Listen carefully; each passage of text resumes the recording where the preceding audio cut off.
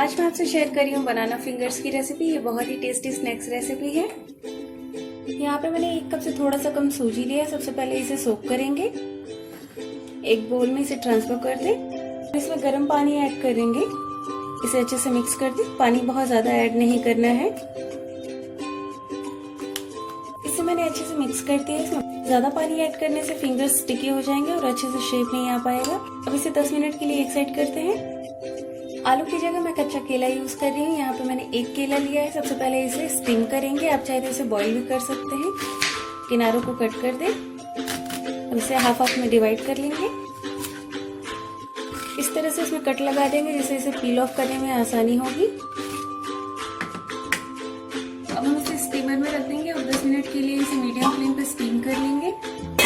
10 minute हो गया, check करते हैं और ये देखिए केला अच्छे से पक गया है। फ्लेम ऑफ कर देते हैं और इसे ठंडा होने देते हैं। ये थोड़ा सा ठंडा हो गया, अब इसे पील ऑफ कर लेते हैं। कट लगाने से ये इजीली पील ऑफ हो जा रहा है। ये देखिए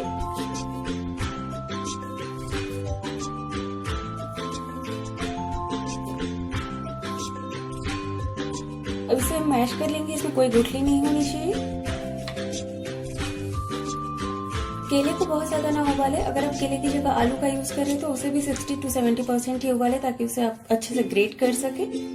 इससे क्या होगा कि जब भी हम बनाना फिंगर्स या पोटैटो फिंगर्स बनाएंगे तो उसे शेप देने में आसानी होगी, वो स्टिकी नहीं होगा।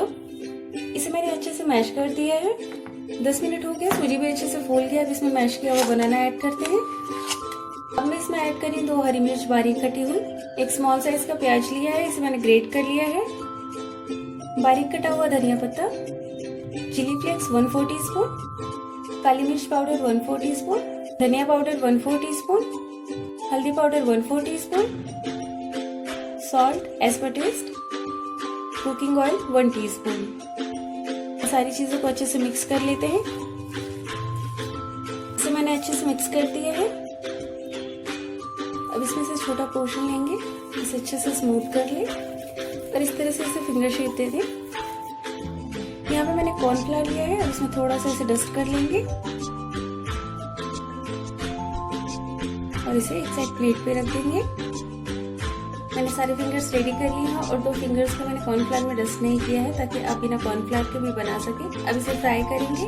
चाहे तो इसे 10 मिनट के लिए फ्रिज में रख सकती है ताकि अच्छे से सेट हो जाए। मैं इसे डायरेक्ट फ्राई कर रही हूँ। मैंने यहाँ पहले कढ़ाई में तेल गर्म होने के लिए रख दिया था। अब एक छोटा टुकड़ा डालेंगे और चेक करते हैं तेल गर्म है या नहीं।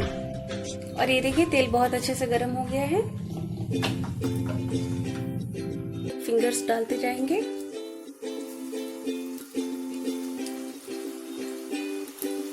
अब मीडियम फ्लेम पे इसे फ्राई कर लेंगे। इसे पलट दें हल्के हाथों से। इसे मैंने 5 मिनट तक मीडियम फ्लेम पे फ्राई किया है। इसमें मैंने केले का यूज किया, इसलिए वो ब्राउन कलर नहीं आ रहा है, लेकिन ये आलू के फिंगर से भी क्रिस्पी है। अब हम फ्लेम ऑफ कर देते हैं और इसे निकाल लेते हैं। तो हमारा टेस्टी और क्रिस्पी बनाना फिंगर रेडी। तो आप मेरी इस रेसिपी को जरूर ट्राई करिएगा और फीडबैक देना ना भूलिएगा कि आपको मेरी ये रेसिपी कैसी लगी। और मेरे चैनल को सब्सक्राइब करके बेल आइकन को प्रेस कर दीजिए ताकि न्यू वीडियोस की नोटिफिकेशन आपको मिलती रहे। Stay fit, stay healthy. Thanks for watching my videos.